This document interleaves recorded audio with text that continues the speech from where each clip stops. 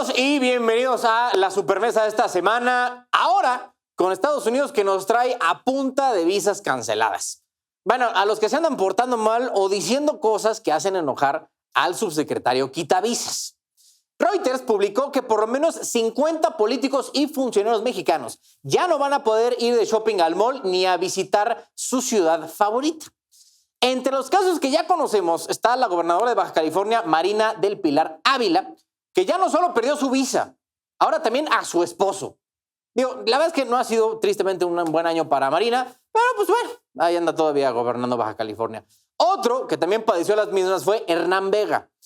Este caballero fue acusado por 2 mujeres de Costa Rica de haberlas explotado sexualmente mientras él era delegado de Yucatán, Yucatán del Instituto Nacional de Migración. Con todo y esa acusación pesando sobre su nombre, mi niño fue electo como magistrado del Tribunal Superior de Justicia de Yucatán. Hagan como las cosas bonitas que nos dejó la elección judicial. Y como en la 4T todos son iguales pero diferentes, vean nada más la lista de políticos morenistas que ya no tienen visa.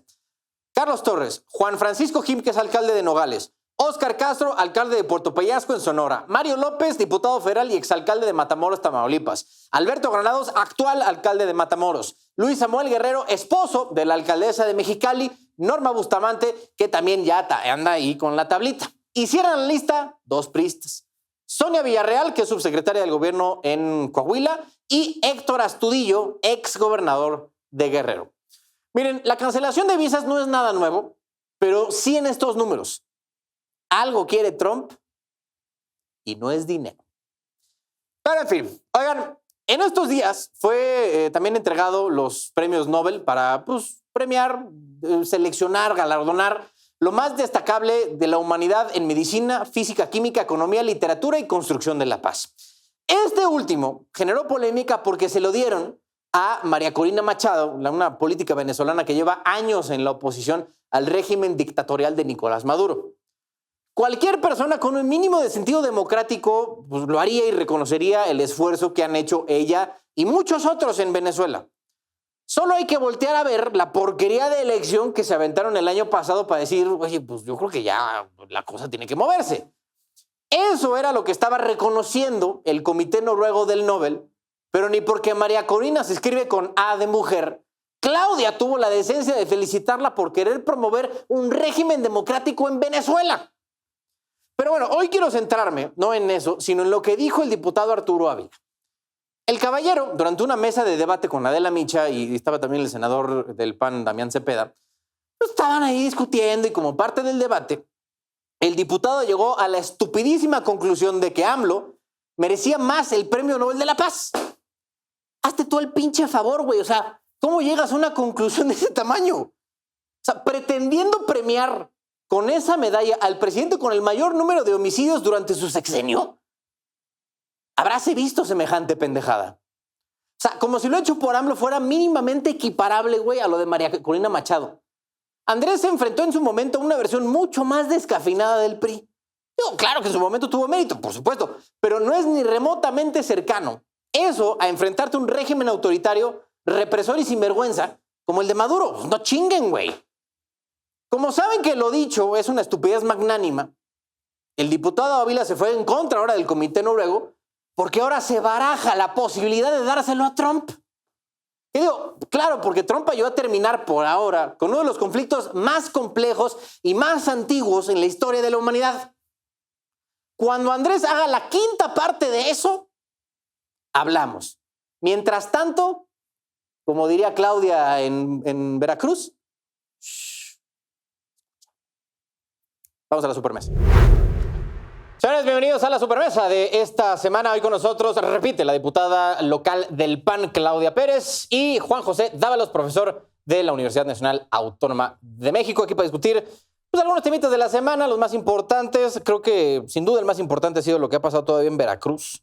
70 personas, tristemente, no la contaron. 70 personas fallecieron a causa de todas estas inundaciones estrepitosas allá en el Golfo de este país, que yo no sé ustedes, pero yo la neta sí debo de reconocer al menos que Claudia se paró allá. O sea, Claudia fue, estuvo ahí en persona.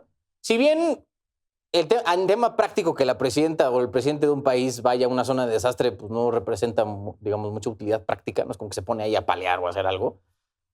Sí, como que se impregna este asunto de no se preocupen, estamos aquí, y como que toda la gente, ahí los funcionarios andan de no, pues no manches, aquí hay que estar al tiro porque está la presidenta, ni modo, ¿no? ¿Cómo lo ve, señor Dávalos, todo este asunto de que, primero el tema de la tragedia y luego la visita presidencial a la zona de desastre? Bueno, sobre la tragedia, en primer lugar, creo que es indudablemente un fenómeno natural. La base de esto es, sí fue una lluvia torrencial impredecible, de arriba de 250 milímetros, la medida de las lluvias, y no milímetros, se me va la unidad de medida, pero es del estándar que se utiliza normalmente y que obviamente aplica con agua, subió hasta 400. Y eso es una lluvia totalmente atípica, que no habían tenido en esa región desde 1999. Según me dicen colegas y habitantes de allá, fue mucho peor que la de 1999 esta ocasión. Es definitivamente un fenómeno de lluvia atípico que lo asocian mucho con el cambio climático. Es bastante probable que tenga que ver con eso. Es preocupante, además, que todavía no termina la temporada de lluvias y de huracanes. Falta un mes, lo que menos deseo, pero se tiene que considerar es que llueva sobre mojado. Sí. Y aunque ahorita ya bajó el nivel del río, pero siguen colonias inundadas. Entonces, en primer lugar, es un fenómeno natural. La segunda parte, tuve el honor de que me invitaran algunos profesores a la graduación de una nueva generación de la Escuela de Administración Pública de la Ciudad de México, de la Escuela de Gobierno de la Ciudad de México, en una maestría en gestión de riesgos. Y sí diría que es un fenómeno multidimensional, o sea, ahí entran errores, omisiones y cosas que lo superan a uno, muchas veces por mejor que se haga la planeación. ¿Sí están viendo que hubo una especie de error u omisión de parte del gobierno federal o estatal? Eso pienso que está en un punto oscuro, porque sí avisaron a las 10 de la noche, sí tenían previsto, pero si uno ve, realmente fue muy rápido la creciente de la lluvia. Okay. Y eso es un tema. Otro, pues obviamente también son fallas humanas, puede haber planeación no perfecta.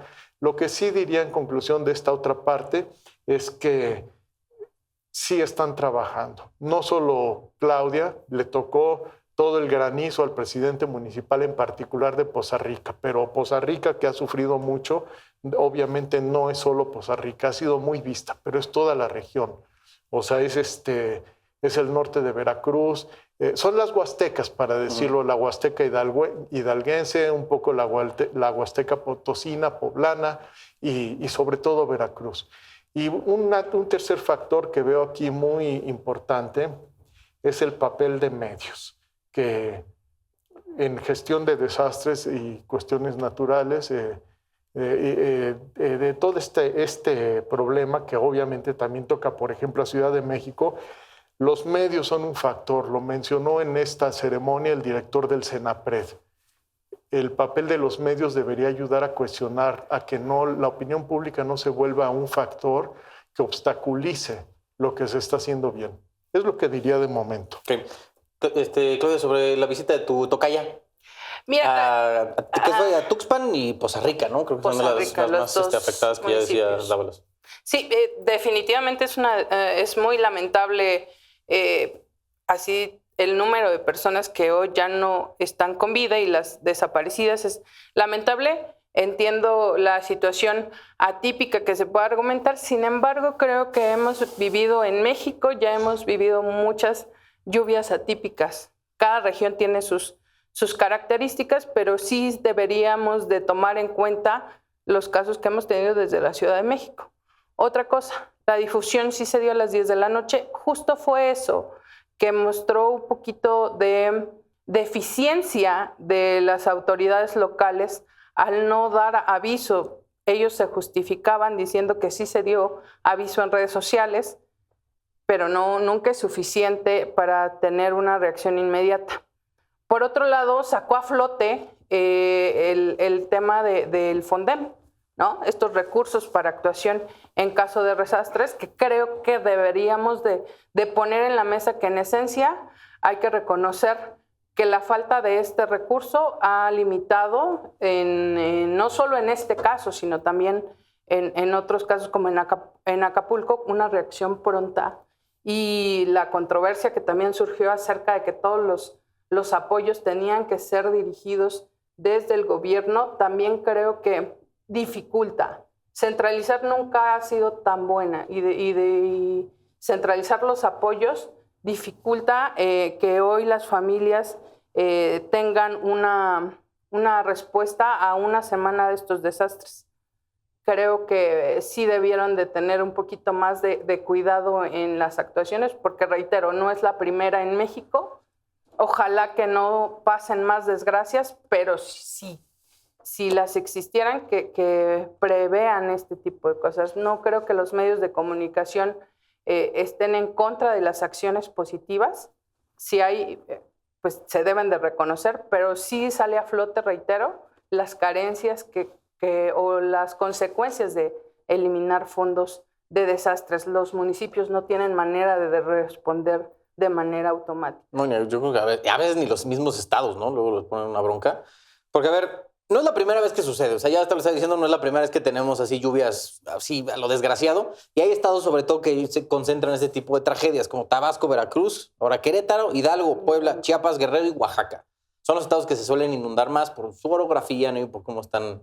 Pues digo, así pasó, ¿no? Así fue como se crearon por obra y gracia del Espíritu Santo, así están. Entonces, Juan José, ¿por qué, si ya esto no es la primera vez que sucede, por qué no hacemos obras? ¿Por qué durante décadas no se han hecho obras de infraestructura de ningún tipo para evitar este tipo de tragedias? Bueno, si se han hecho, evidentemente son insuficientes. En el caso de Veracruz, la colonia más afectada fue la Morelos. Son 3 colonias específicamente, pero sobre todo la Morelos, que es además donde está el Centro de Estudios de la Salud, una especie de una sede de la Universidad Veracruzana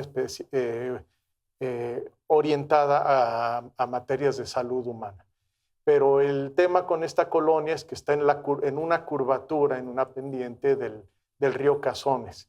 Y después de la inundación del 99 se construyó un muro de contención, pero dicho muro fue rebasado estamos hablando de casi 26 años después, un cuarto de siglo. Bueno, era el que estaba hablando el alcalde, que lo habían mandado a construir y alguien se chingó el dinero. Construyó justo. Sí, no habían dicho algo, era por ahí. Según era ese. Sí, es ese. Estamos hablando del gubernaturas. Es que aquí no es solo el municipio el que construye. No, yo sí.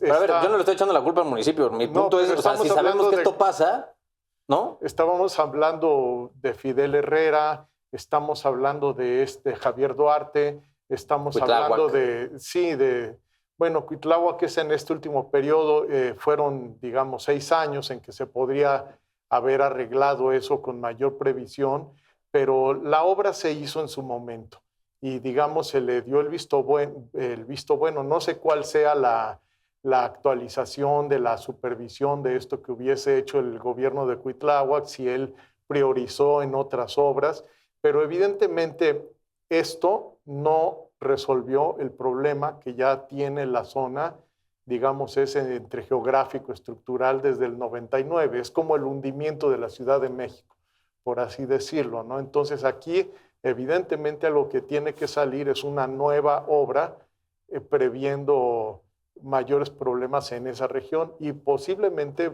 mover también parte de la población a zonas más altas, ¿no? Es que eso o sea, yo creo que sería lo ideal, pero pues dudo muchísimo que la gente vaya a decir, pues sí, claro. O más bien el movimiento vaya a ser un relajazo, ¿no? Digo, me suena que algo sí puede hacer. Pues definitivamente necesitamos poner enfoque en esas cuestiones, de hablar del discurso, de combatir realmente los actos de corrupción, que claramente, por ejemplo, en este muro que debió construirse, pues hoy las consecuencias están en que probablemente el impacto pudiera haber sido menor, y lo que está pasando es que es evidente que aunque haya transparencia no sirve si no se combate la corrupción y se disminuye la efectividad a la hora de dar la ayuda, ¿no? O sea, ¿de qué nos sirve la transparencia si no disminuyes la corrupción y si disminuyes la ayuda realmente hacia los ciudadanos? ¿No creen que este tipo de obras son las que luego no hacen porque no se ven? O sea, porque no se suele ver Luego, es que se argumenta mucho, aquí en la Ciudad de México, el tema de los drenajes. Que aquí cuando tuvimos también lluvias bastante fuertes, cada rato veías inundados los bajopuentes ahí en Periférico y en este circuito y muchas zonas de la ciudad. Y luego le dicen, pues que güey, no le invierten nada al tema del drenaje porque son obras complejas que llevan años y luego pues no se ven. Y pues parte del asunto de presumir tu legado político es, pues mira, ¿no? Aquí está la del uso, como tú quieres decir. Cualquier cantidad de cosas, pero que se vean. ¿Creen que son este tipo de obras, las de protección civil, las de a lo mejor un desagüe para pues, tratar de encauzar así una lluvia de esta magnitud que no se hacen justo porque no se ve? ¿O estamos ante ese tipo de situación? La comparación con la política, a ver. Bueno, yo creo que es definitivo, ¿no? Ni siquiera debe estar en cuestión. Mientras una obra sea para beneficiar la prestación de servicios, para prevenir cualquier falta de atención o desgaste, todo se desgasta, todo requiere mantenimiento. Y no solo lo vemos en el gobierno, incluso en tu propia casa tienes que estar haciendo reparaciones constantes que te duelen, posiblemente te afectan en el bolsillo y efectivamente son cosas que no se ven, pero tenemos que entrarle. Es el momento y creo que la Cuarta Transformación tiene ese gran reto de demostrar que sí se pueden hacer las cosas bien y que sí puede estar atacándose la corrupción. Reitero, por ejemplo, en el periodo donde la hoy presidenta fue jefa de gobierno, hubo un escándalo de corrupción en el tema del mantenimiento en el sistema hídrico y no hay culpables, ¿no? O sea, son cosas que debemos ir trabajando y que no debemos ni siquiera poner en cuestión si vale la pena o no hacer ese Ahora tipo que fue de el trabajos. informe de gobierno, Clara no dijo nada de pues, meterle mano al tema del sistema de drenaje, dado todo el desastre que hubo aquí en la ciudad, bueno, y sigue todavía. Pues habló de seguir trabajando en los beneficios, habló de una inversión importante, pero se puede esperar que los hechos sean así. Yo de lengua me como un taco, ¿no? La neta. Dávalos. Bueno, si nos pasamos a la Ciudad de México... Bueno, a ver, el ejemplo que ponía nada más, si no se hacen este tipo de obras porque no se ven. Sí, pero, correcto, pero en la Ciudad de México hay un problema que es de muy largo plazo, que se va mezclando con contingencias. O sea, seguimos siendo una zona lacustre, nos guste o no nos guste. Ahora, estamos viviendo fenómenos extremos. No me voy a meter a saber si es el cambio climático, o si son fenómenos cíclicos o qué.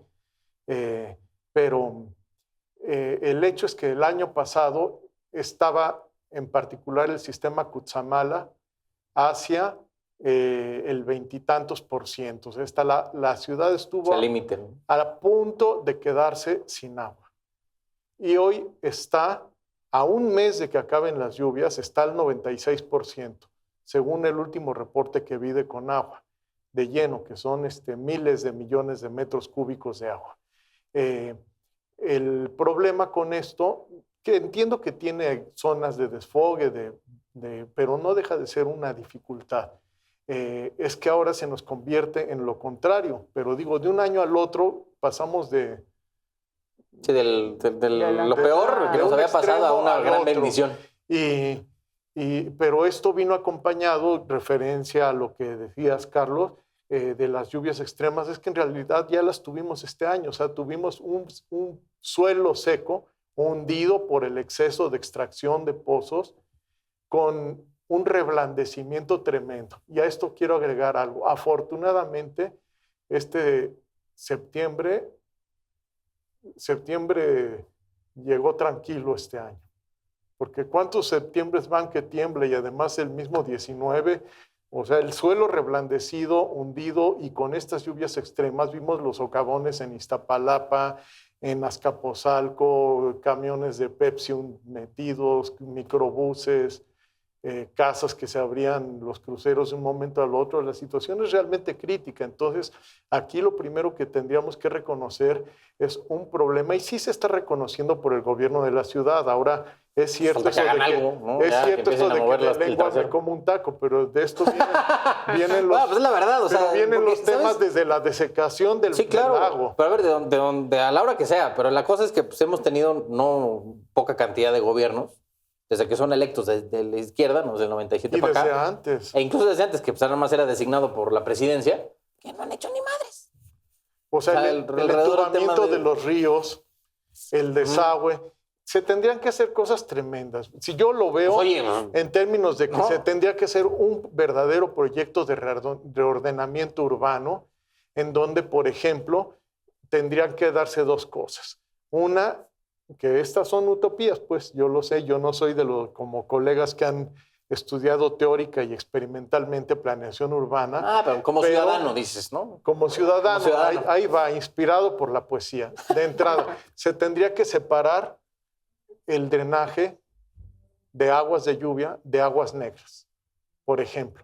Otra cosa, cosechar el agua de lluvia. Otra cosa, plantas potabilizadoras. Pero ¿cómo se le hace si el modelo del Tratado de Libre Comercio acabó, particularmente la zona sur, de la cual es la diputada, con la zona rural de la Ciudad de México? Realmente Tláhuac está llena de avecindados. Azcapotzalco tenía al norte, o sea, eran graneros de la ciudad. Llegó a ser la Ciudad de México autosuficiente en granos básicos en los años 60. ¿Y ahora en dónde se cultiva si todos son fraccionamientos? Tecama. Hay que meter a la gente en algún lugar, ¿no? La verdad. Es que la demanda de vivienda por ahí. y son problemas que no se están tocando hoy. O sea, no es que estén saliendo en este sexenio o en el anterior. Son temas que se han vivido toda la vida porque sabemos en qué tipo de suelo estamos, pero realmente es que no se le ha dado la plena atención porque justo el costo político pudiera ser muy alto, dado que la demanda de vivienda es alta, es la zona pues, económicamente activa del país, donde se concentran los poderes, y entonces ha habido, e incluso hoy no hay señalamientos o vistas de querer realmente contribuir o parar el crecimiento urbano descontrolado. No hemos avanzado nada, sí. Y hasta se nos fue. No, sí, ya. Oye, pues sabes que yo sí creo que, o sea, no hacen este tipo de inversiones, por más que sean pues, sensatas, ¿no? A nivel de cualquier persona que tenga un poquito de poder y de recursos para hacer eso, pues no lo hacen porque justo va a llevar de un dineral muchísimo tiempo. Y siento que aquí tristemente muchos de los políticos que detentan el poder, sobre todo de la parte del Ejecutivo, piensan en 6 años. O sea, rara vez se avientan algo más allá, más transeccional que eso. Porque pues no les conviene. No, pues si no va a ser en mi sexenio, pues ¿para qué? ¿Para qué le metemos ahí? Esta mañana mencionaba la presidenta, hoy o ayer fue Claudia, la tocaya de la compañera diputada, ¿sí? Mencionaba un tratamiento diferente a los sismos de 2017 por invitación de una compañera que hizo brigadas multidisciplinarias, Guadalupe Rivero, con quien acabo de escribir, me voy a hacer promoción en un capítulo, sí, adelante. En un libro sobre gobernanza global en el hemisferio occidental. Pero bueno, yo escribí sobre transición energética, pero en 2017, después de ese temblor tan terrible que no vino de Guerrero, ni de Chiapas, sino que vino de Morelos. O sea, los morelenses a dar lata en la Ciudad de México. Para variar. Sí, pero resulta que Xochimilco fue una de las zonas, el sur de la ciudad. Xochimilco, San Gregorio, Atlapulco en particular, fue una zona sumamente afectada, pero gracias a esta brigada, que espero que de algo le haya servido a los vecinos que nos recibieron, que si ven esto, se les envía un saludo y espero que se haya resuelto bien el problema, pero la cuestión es esta. La política de Mancera fue darle a la gente, a todos los directores responsables de obra que nos acompañaban y a todos los que íbamos ahí, yo como economista, otros ambientalistas, etcétera, pero a todos les daban derrumbe su casa, derrumbe su casa, derrumbe su casa. Entonces, en estos terrenos que eran ejidales, lo que había que hacer era construir edificios con créditos, pero no eran créditos realmente de sociales, son hasta más duros, incluso a veces que los privados. Entonces te obligaban a vender donde tenías tu casa, eran chinampas originalmente. No, o sea, los créditos. ¿Perdón? ¿De dónde le estaban sacando los créditos? Eran si se ponían más cabrones que los privados, pues digo. Yo pienso que para no ir. Era me imagino que era Fonacot, no Fonacot, el programa de vivienda del gobierno federal. Infonavit, sí, posiblemente, o a lo mejor eran créditos directos, pero eran respaldados por el gobierno de la Ciudad de México. Pero el problema es que en realidad lo obligaban uno a comprar, a convertirse en habitante de un departamento en lo que había sido tu terreno, de tu casa, y además con créditos impagables que hasta la fecha se han venido resolviendo. La política de Claudia Sheinbaum cambió totalmente, de verdad. Vino a resolver, entregó una gran cantidad de vivienda nueva y lo que estoy viendo es que en este caso de Veracruz, ahora como presidenta del gobierno federal, está reportando también la diferencia. Por ejemplo, comparaba ella el 17 este terremoto con lo que está pasando con este desastre meteorológico. Ahorita ya se está haciendo y ya se está cobrando el seguro de los daños a las escuelas. Cuando ella recibió el gobierno de Miguel Ángel Mancera, seguía sin resolverse el problema del seguro de las escuelas dañadas en 2017, por ejemplo. En fin, está operando muy rápido y incluso el problema principal no es el de los fondos. Eso también lo manejó esta mañana Rocío Nale, que bueno, a Rocío tengo el gusto de conocerla personalmente, he hecho declaraciones, no me voy a meter, muy presionada, en algunos momentos cansada y nerviosa, pero de lo que estoy seguro es de que está trabajando. Y Claudia evidentemente hizo algo bien, ir a pararse, pero no nada más como, es que ustedes son muy jóvenes, Claudia y Carlos, pero a mí me tocó cuando tenía la edad de ustedes, todavía recuerdo los accidentes que se especula si fueron un atentado en una de las colonias de Guadalajara, ¿no? En Jalisco. Y va Carlos Salinas y ganar popularidad, entra y sale. O sea, esas cosas de político, ¿no? Se ensucia uno la ropa, va y se mete, pero en realidad no está haciendo nada y no sabe. Sí, es lo que yo decía, o sea, al final la presencia ahí de la presidenta en este caso, o de quien sea presidente en cualquier momento, si bien es práctica, o sea, no es como que te vas a poner ahí a recoger lo que sea. Al menos yo sí creo que sirven, pues, primero para que la gente se sienta un poquito más arropada. O sea, claro. O sea no mandas a cualquier pelado ahí a que atienda la emergencia. Pues está la presidenta de la República aquí, güey.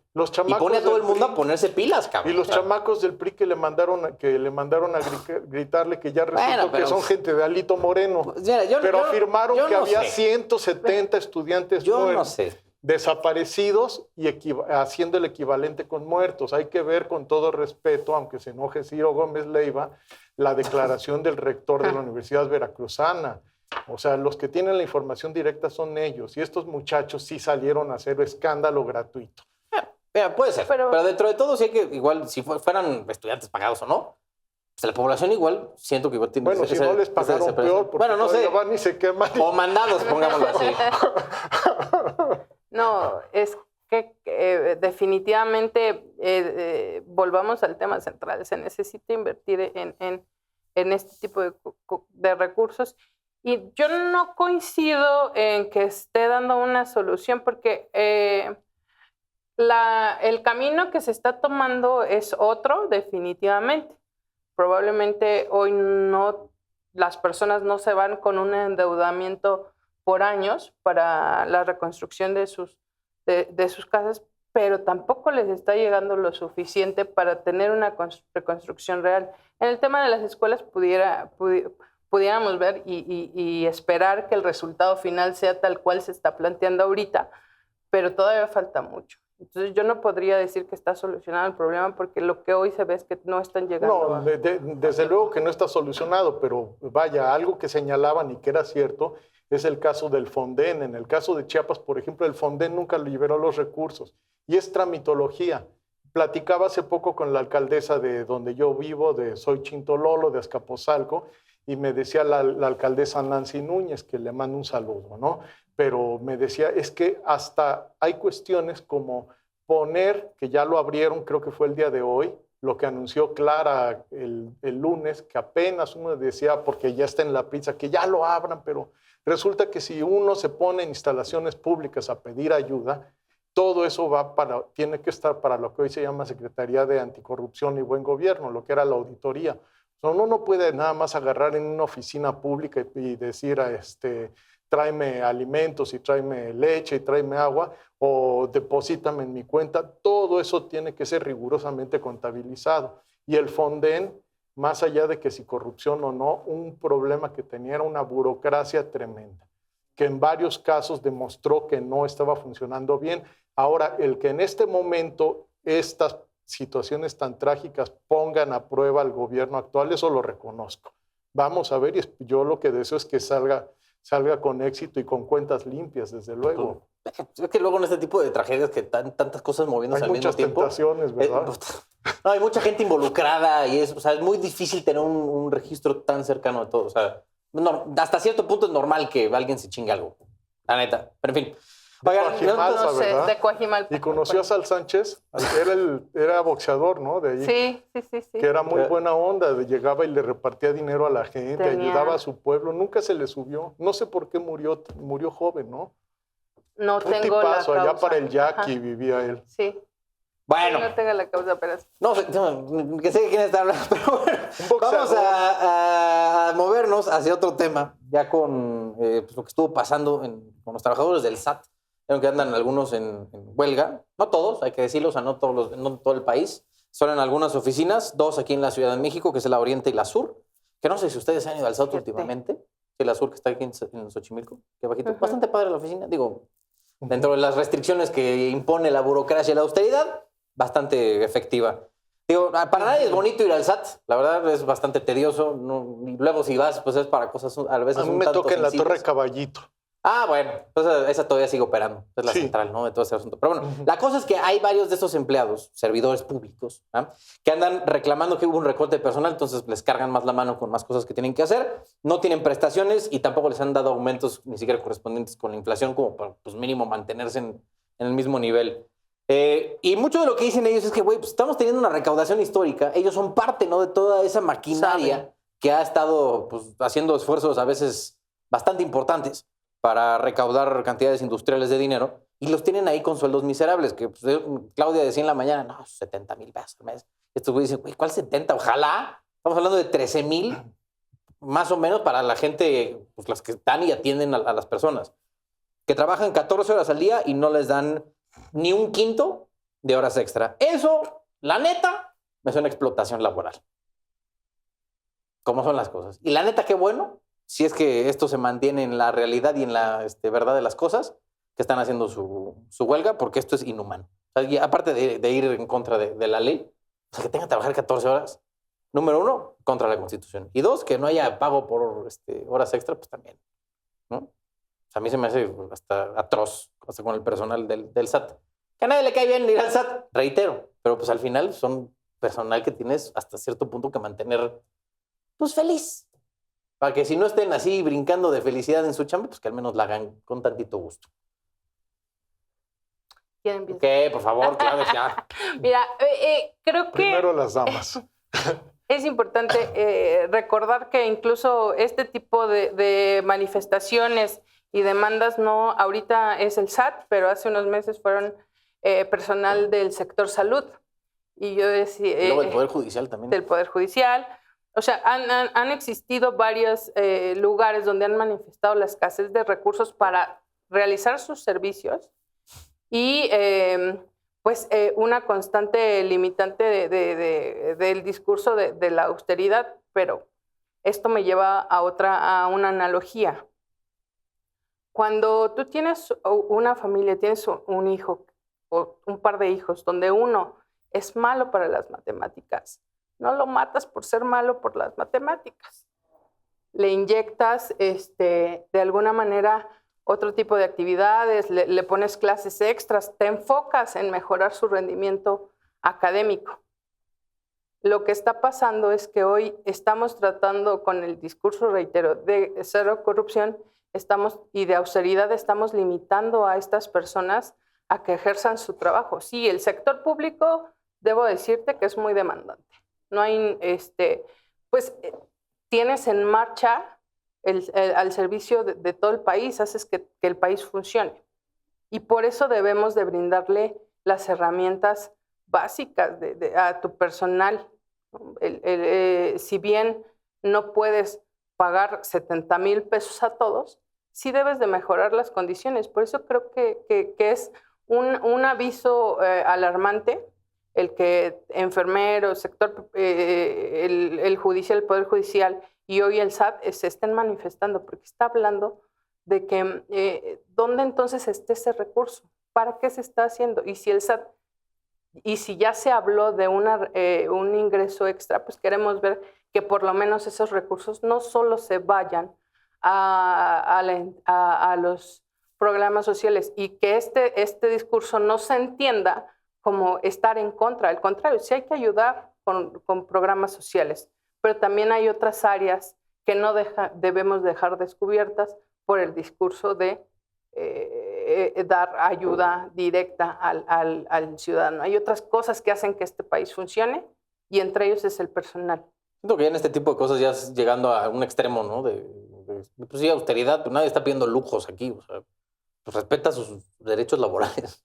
Bueno, algo que sí podría yo decir es que el recorte a los salarios en el sector público, esto incluye el salario base, me da la impresión de que no es un salario tan malo, es muy bajo, pero hay peores.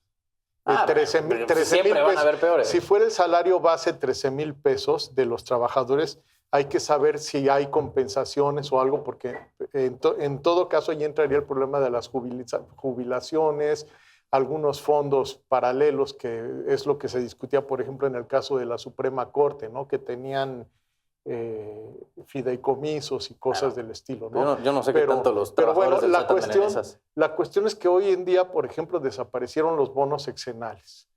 Desaparecieron también salarios. Si no mal recuerdo, fue José Murat, hijo, siendo gobernador. Sí, es el que de Oaxaca. Hace 6 años, por ejemplo, balconeó, él seguía en el PRI, a David Penchina. A Penchina lo conocí porque pues varias veces recibí algunas invitaciones al Senado y todo. Yo estaba en contra de la reforma energética de Peña Nieto. Pero Penchina sale después de haber sido el operador en el Senado, en el gobierno de Peña Nieto, y se va si no mal recuerdo, es el Infonavit. Y lo balconea Murat. Y eso que yo sepa no lo desmintió. 800,000 pesos de salarios. De salario... ¿Para él? Estamos hablando de ya un salario que mensual o salarios, no es el anual, o sea, una cosa... Bueno, pero de estos trabajadores de tal que... Bueno, con eso se acabó con la 4T. Ajá. Se acabó... A ver, que está muy bien. Yo no estoy diciendo que no tenga... Nadie se va a volver rico en el sector. Límite que se puso... Algunos se vuelven ricos en el sector. El límite que se puso el presidente Andrés Manuel. Y además que nadie ganara más que él. Que bueno, ha habido transgresiones, que la Suprema Corte no quiere, que alguien por acá sale. Aquí pero nada más acabo diciendo algo. Yo en realidad no estaría por... seguir recortando por la austeridad republicana a los trabajadores del sector público, del nivel que sea, del nivel secretario, subsecretarios, etcétera, hasta los trabajadores operativos de base. No estaría por eso, yo más bien estaría por subirle el salario al resto de la población. Eso no se puede hacer de un día para el otro, pero se tiene que hacer. El parámetro... El punto más alto de los salarios reales en México, pensando en los mínimos, fueron los años 70, alrededor de 75, 76. Bueno, si hoy subiera de golpe, obviamente esto no se puede hacer, pero sí tiene que subir el salario real, tendría que subir 2,000%, 20 veces, no 100%. Es que estamos hablando de que se crece el salario 100% y sí, se sale de la pobreza extrema, se reduce la pobreza, aumentan se reducen los deciles de pobres en el índice de Gini, etcétera, ¿no? Pero el asunto con esto es que estamos hablando de que los ingresos reales actualmente son aproximadamente la 20ª parte de lo que eran en el 75. Y aún así lo siguen aquí presionando hacia la baja, ¿no? Al menos en el sector público. Sí, bueno, pero esto fue resultado del dogma de que los culpables de la inflación eran los trabajadores, el salario es inflacionario, de que no son ellos los que producen, pura teoría neoliberal, que se impuso no por tener razón teóricamente, se impuso porque había condiciones que favorecen que ciertas ideas florezcan. ¿Pero por qué no pagarles bien a esta gente? O sea, si hacen recaudación histórica, en cualquier empresa, si logras el objetivo, te pagan un bono. Yo estaría de acuerdo con eso. Pero aquí, qué bueno que estén peleando. Sin embargo, como decía Claudia, también sin obstaculizar el servicio. Creo que no estoy queriendo poner pues es que palabras. Si no, ¿cómo le haces? O sea, entiendo el tema de que, oigan, ¿cómo van a desatender aquí a la población? Pero pues tienes que tener algo con qué negociar. Tienen que pelear. El ISSSTE y todas las instituciones de bienestar social se ganaron, sobre todo, quien las ganó para ponerle nombre y apellido fue el Movimiento de Liberación Nacional. Pero es que de PRI a PRI, pues me voy a poner el PRI, pero el PRI del general Lázaro Cárdenas. O sea, del 58 al 61, incluso a Adolfo López Mateo se le llamaba el candidato, el presidente obrero. ¿Por qué? Porque subió enarbolando banderas progresistas de justicia social contrarias a Miguel Alemán Valdés, ¿no? Pero en realidad fue la lucha social. Los maestros, los médicos, enfermeros, todos los trabajadores que salieron a luchar y que después les tocó palo y cárcel. Lo sabemos, pero ganaron un montón de instituciones que hoy apenas están rescatando la noción de que deben existir y además el cómo existen. El ISSSTE estaba hecho una coladera de corrupción. O sea, a mí me tocó, por ejemplo, ir al CLID, al Centro de Detección Temprana Automatizada que tiene el ISSSTE en Avenida Universidad con Río Churubusco, ¿no? Una cosa maravillosa, pero resulta que va uno, y esto me enteré por un colega economista que era el subdirector del centro, que lo recibió con López Obrador. Resulta que cada parte del hospital está subarrendada. El del audio, el del corazón, el de la toma de sangre. O sea, la idea de ellos era llevar, pero al extremo de lo ridículo, esta idea de privatización. O esto de que un paciente no se podía cambiar de una mesa a la que no le servía una cama a la que no le servía el respaldo a otra en el Hospital 20 de Noviembre, porque resulta que una empresa era dueña de la que no le servía el mecanismo de ajuste y era la que a él le había tocado, y en cambio la de junto y las enfermeras peleándose, regañándolo hasta que él se bajó y le echó un argumento legal. Es verdaderamente ridículo y ahorita no se acaba de recuperar. Por ejemplo, Martí Batres acaba de ir, algo que me dio mucho gusto. Yo crecí en la zona no viví allí, pero hice la primaria en Tlatelolco con compañeros que les tocó. En fin, este hospital que está en la esquina de Lerdo y Manuel González, que estuvo décadas en ruinas. Y ahorita ya lo van de hecho, a construir un nuevo hospital del ISSSTE. Eso falta, pero lo teníamos y se deshizo. Digamos, aunque me digan nostálgico del viejo PRI, yo hablaría del cardenismo, pero quien lo ganó fue la lucha social. Como los del SAT. Como lo del SAT. A ver si jala. Mira, me estaba un poco riendo porque decía, ya no existen esas luchas de cama, de un proveedor a otro, porque ahorita ya ni camas tenemos, ¿no? Es insuficiente el número de lugares para la demanda que hoy tenemos. Pero volviendo al tema inicial, es la única manera en la que podemos hacer que el gobierno escuche que necesitan un incremento y mejores condiciones laborales. Yo estoy de acuerdo. Nada más así, Armando Alaraca.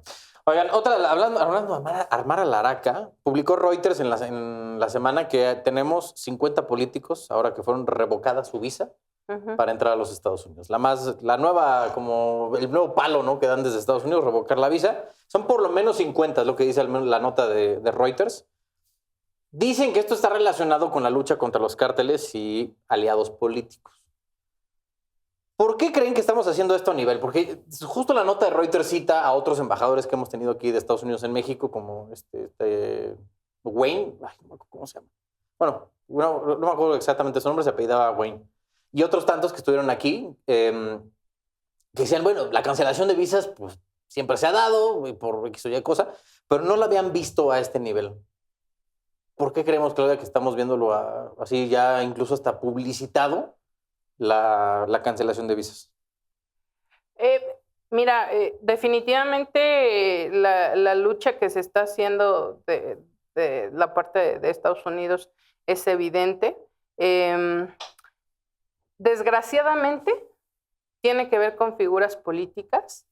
Y digo desgraciadamente porque a este país debemos de cuidarlo todos, ¿no? Y es lamentable que sea una figura que de por sí no es reconocida por la labor, o traemos unos antecedentes. Hoy el discurso de cambio se está viniendo abajo, porque lo que sí está demostrando es que hay indicios entonces de que sí estamos en medio de un narcogobierno, y no solo es el tema aislado en México, sino, como bien lo dices, es una parte de América Latina, y así empezaron en Colombia, ¿no? Cuando empezaron a atacar a los narcos, pues también empezaron limitando los accesos. Hoy tiene un gran reto el gobierno mexicano y sobre todo sus integrantes partidarios para demostrarlo, porque eso ya es una mancha innegable acerca de el tipo de personas que hoy dirigen el país o que ayudan a que estén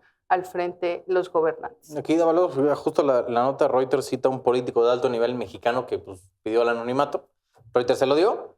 Que 50 menos 50 de estas personas vienen de Morena, y hay docenas de otros partidos, como ya salió él solito a ofertar la información. Héctor Astudillo, el exgobernador de Guerrero. Pues tenemos dos vertientes. Hay quienes dicen que fue porque fue muy vocal cuando impusieron este arancel del jitomate, que fue, más posible, no sé qué. Pero si eres gobernador de Guerrero, también hay que ser un poquito realista, ¿no? De todo lo que pasa en el estado. Y yendo a gobernar ese lugar, que Guerrero es muy bonito, pero pues tiene su gran, digamos, entramado, red de crimen organizado en toda la entidad. Entonces, yo sí creo, al menos no tengo pruebas, pero tampoco dudas, de que en el caso específico de Astudillo sí tiene que ver con algo como el crimen organizado, que me imagino tiene igual con estos otros 50 funcionarios que dice la nota de Morena. Bueno, si uno siguiera en el dogma que hoy está desbancado de que el mundo tiene por fuerza que dirigirse al libre comercio, a la globalización, la pregunta es, bueno, ¿por qué no se pasó de la unión aduanera? Que el Telecan nunca llegó a hacer eso como en teoría lo fue en Europa, porque también Europa está en crisis. Tampoco era el objetivo, ¿no? Pero la idea es que eventualmente se tendría que haber llegado a fundar, de eso se llegaba a hablar, me acuerdo no sé si era Robert Pastor el que lo decía, pero se tenía la idea de formar un país, tres países en un solo país.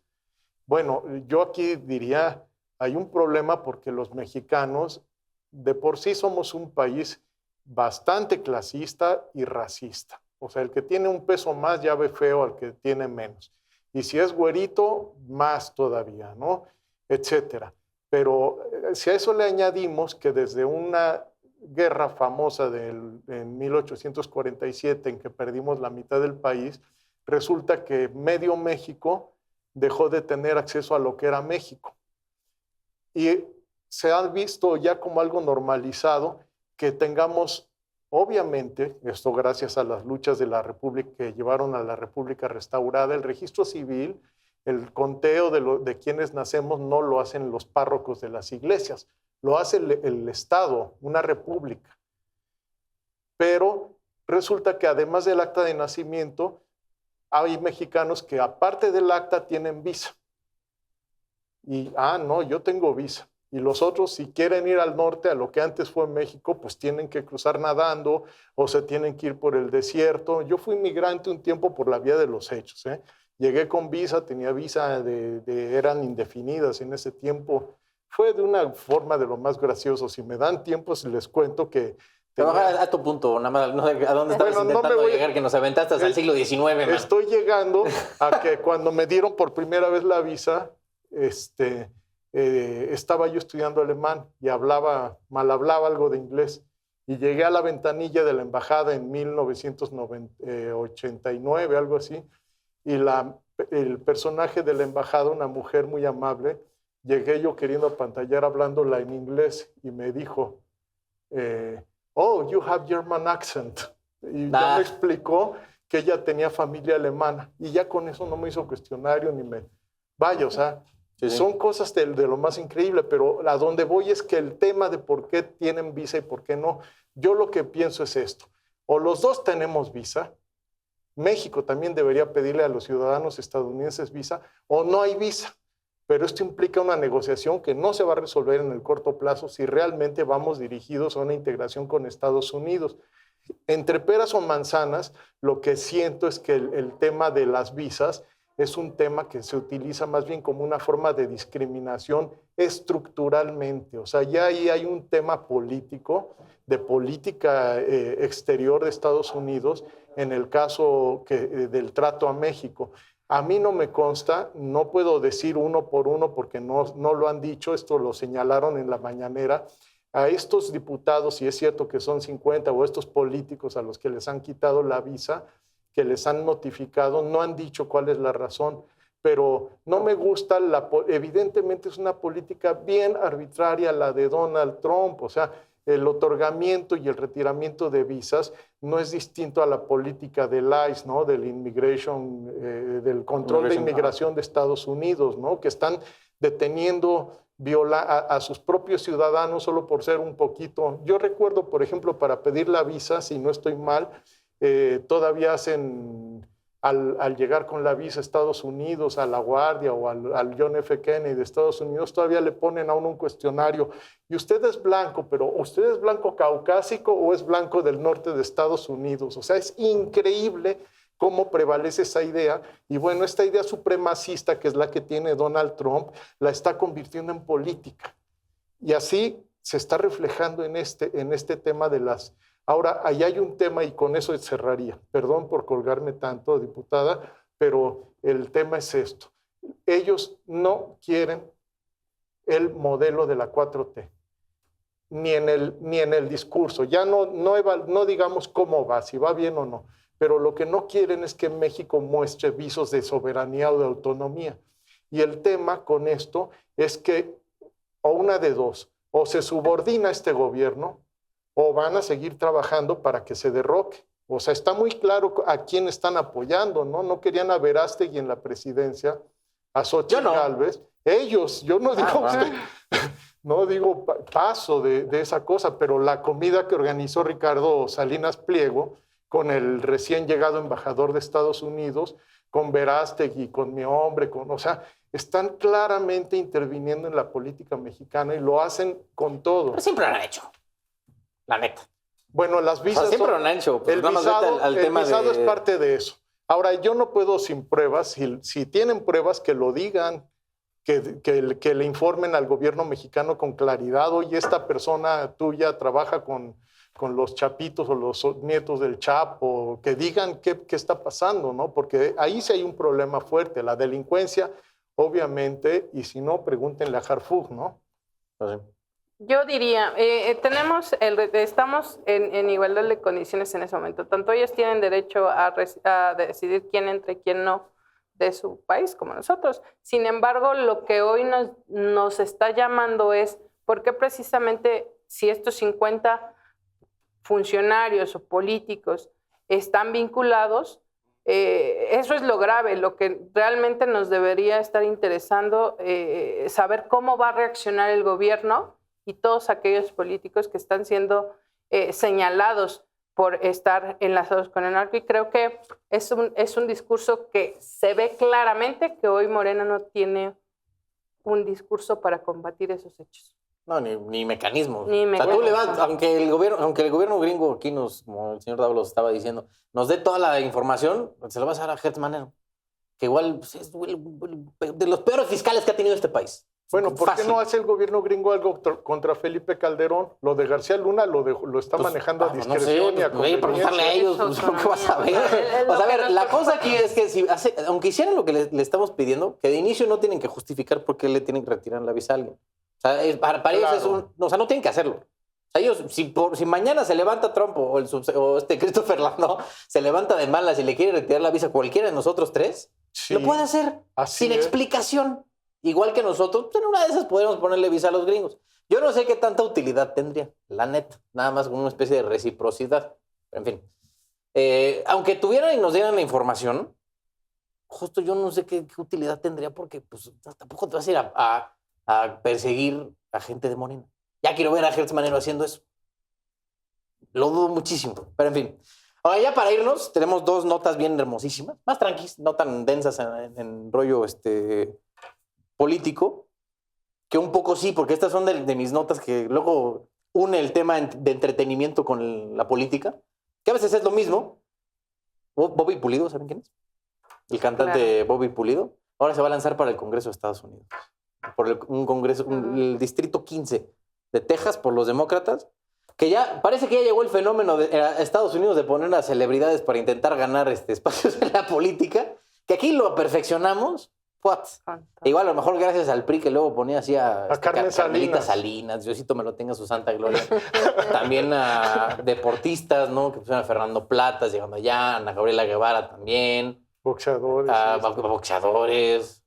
Paula, ¿cómo se llama esta la clavadista?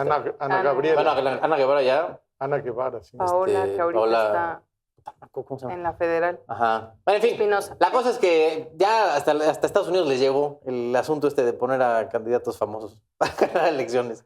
Lo interesante del punto es ver cómo le va, ¿no? Sí, creo que hay elecciones en noviembre. Y ver si realmente llegó el fenómeno de Estados Unidos o simplemente es un tema de... Pues las intermedias son el año que entra, ¿verdad? Clima político. Sí, cierto. Pues ya estamos en nada. Veamos. Eso habla también de una banalización de la política, ¿no? No es nuevo, en realidad. Por ejemplo, estaba Ronald Reagan en los 80. Pero son mucho más contados los casos ahí en Estados Unidos que aquí. Y además ahí venía con un programa. Bueno, Paquita, la del barrio, fue candidata, por Dios santo. Perdón. Pero, o sea, sí sé que Ronald Reagan, pues, el actor y terminó de presidente, ¿no? Pero siento que esa es como una singularidad como muy, muy particular en la política de Estados Unidos. No sea tanto como aquí. ¿Qué tan mediática y qué tan real es la democracia en Estados Unidos? Es lo que yo me preguntaría. Pero es un problema muy importante. O sea, no llegan los que realmente responden a las necesidades del país, sino cuánto gastan en campañas, cuánto gastan en medios, cuánto... No es realmente... Pues creo que justo Kamala Harris ahorita que perdió las elecciones del año pasado, creo que $1,000 millones tenía. O sea, $1,000 millones para su campaña, que aquí serían $20,000 millones. Puta, ya quiero ver un candidato aquí quemándose $20,000 millones. ¿Cuánto se llevó Josefina Vázquez Mota? Pues ni idea. Bastante. Bueno, ahorita le podemos preguntar. No, pues, la cosa es que al fin, pues de la del PAN que conteste la pregunta. No, pero eso no es culpa de Claudia. No, está. No, ya sé que no, pero pues comparten colores. Pues ya existía la fiscalización. Lo que estaba permitido fue lo que se puede reportar. Si se pudo comprobar en su momento otra suma, lo desconozco, pero pues es igual. Las campañas aquí se sabe que cuestan mucho, ¿no? Claro. Sí, ya, aparte de luego de la reforma electoral que va a venir a ver en qué termina ese asuntillo. Porque hasta se nos desbandaron ahí, ya vieron casi 1,000 servidores públicos del INE. 970 pidieron un retiro anticipado. Que es parte de las cosas. 970 dijeron bye. Eso se relaciona con lo que hablábamos al principio, ¿no? Sobre el SAT. Es que también las condiciones de privilegio en que estaban. Ahorita no creo que ya estemos en esas. En el INE sí. Pero, a ver, si ya también estamos hablando de que los consejeros que son los top, parte del miembro del Consejo General, ya ellos también se apechugaron con el tema del sueldo. Ahorita ya cambiaron, pero lo que pasa es que los que están saliendo quieren salir con las condiciones anteriores, las que tenían contractual. Eso tiene que ver incluso con el problema del derecho de amparo ahora, ¿no? Si es retroactivo. Otro tema. Porque ellos quieren que les apliquen los privilegios que tenían antes, o estoy mal. Pero a ver, si tienes el derecho adquirido, pues eso es nada más de simple práctica normal que se te respete. Sí, O claro. sea, en la Constitución está que no te pueden reducir el salario. Fin de la historia. A ver, y una cosa, sí, también hay que ser enfáticos. No hay que, esto es un extremo, estamos hablando de que tú no puedes seguir comprando tus herramientas para el trabajo. Es como si te contrataran en una cocina. Si estás contratada, pero tráete el aceite y los huevos. Y los cuchillos. Pues no. Pues no. Y eso es algo que se da mucho y se ha dado desde hace muchísimo tiempo en el sector público. Es una tristeza, pero hace mucho tiempo, incluso antes del tema de la austeridad republicana o pues ya extrema, ¿no? A lo que parece que algunos lados andan aplicando ese tipo de políticas. Pero bueno, Claudia Pérez, diputada local del PAN, y Juan José Dávalos López, profesor de la Universidad Nacional Autónoma de México. Gracias a ambos por pues darse su vuelta acá por la Supermesa. Señores, ahí tienen la de esta semana. Ya acuérdense de darle like, suscribirse, darle like 2 veces y comentar, compartirlo con toda su gente para que lo vean más veces. Nos vemos la próxima semana.